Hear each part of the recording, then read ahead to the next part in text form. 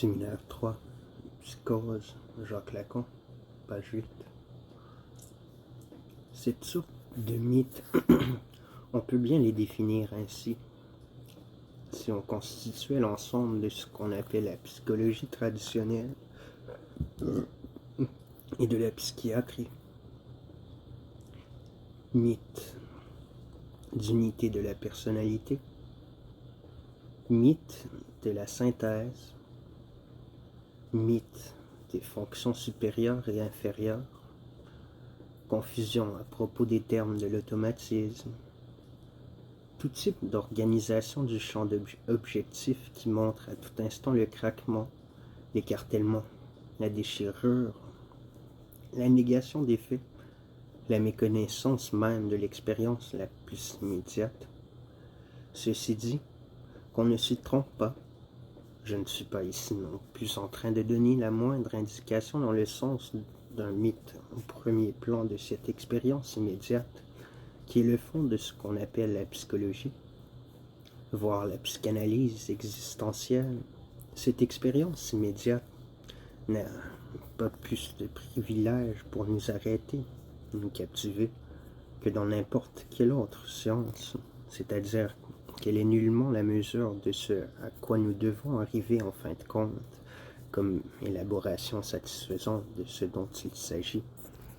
À ce titre, ce que donne la doctrine freudienne, l'enseignement freudien, est, vous le savez, tout à fait conforme à ce qui s'est produit dans tout le reste du scientifique, si différent que nous puissions le concevoir de ce mythe qui est le nôtre propre, c'est-à-dire que comme les autres sciences, il fait intervenir des ressorts qui sont au-delà de cette expérience immédiate, qui ne sont nullement possibles à être saisis d'une façon sensible.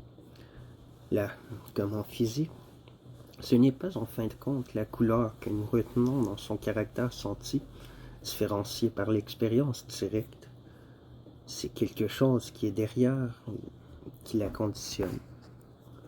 Nous ne pouvons pas méconnaître non plus cette dimension tout à fait essentielle du progrès freudien.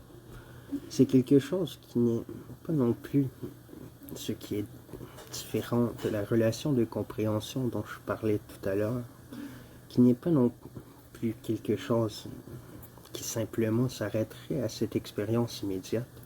Cette expérience n'est pas quelque chose qui, à aucun moment, soit pris nulle part. Donc, quoi que ce soit de préconceptuel, de pré-essentiel, une sorte d'expérience pure. C'est une expérience bel et bien déjà structurée par quelque chose d'artificiel, qui est très précisément la relation analytique. La relation analytique telle qu'elle est constituée par l'aveu, par le sujet de quelque chose qu'il vient dire au médecin et ce que le médecin en fait. Et c'est à partir de là que tout s'élabore. Et c'est ce qui fait de son instrument d'entrée, son mode opératoire premier. À travers tout ce que je viens de vous rappeler, vous devez, me semble-t-il, avoir déjà reconnu les trois ordres du chant dont je vous enseigne, rabâche, depuis un certain temps. Combien ils sont nécessairement à mettre dans notre perspective pour comprendre quoi que ce soit à cette expérience, c'est à savoir du symbolique, de l'imaginaire et du réel.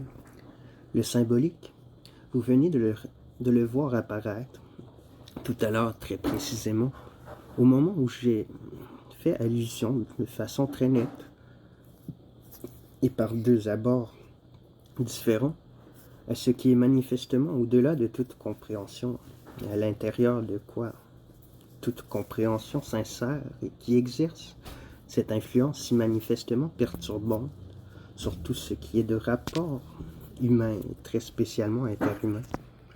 Imaginaire, vous l'avez vu aussi pointé dans mon discours précédent, par cette seule référence que je vous ai faite à l'éthologie animale, c'est-à-dire à ces formes captivantes ou captatrices, qui donnent en quelque sorte les rails et les suites, à l'intérieur desquelles suites le comportement animal se dirige, se conduit vers ses buts naturels.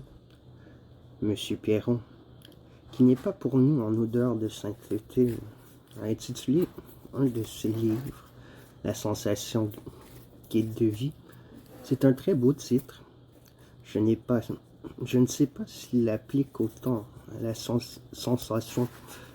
sensation, qu'il le dit. En tout cas, ce n'est certainement pas le contenu du livre qui le confirme, mais bien entendu, il y a un fond exact dans cette perspective. Ce titre vient là, un peu en raccroche à son livre. Il semble que ce soit là un design que le livre lui-même fasse défaut.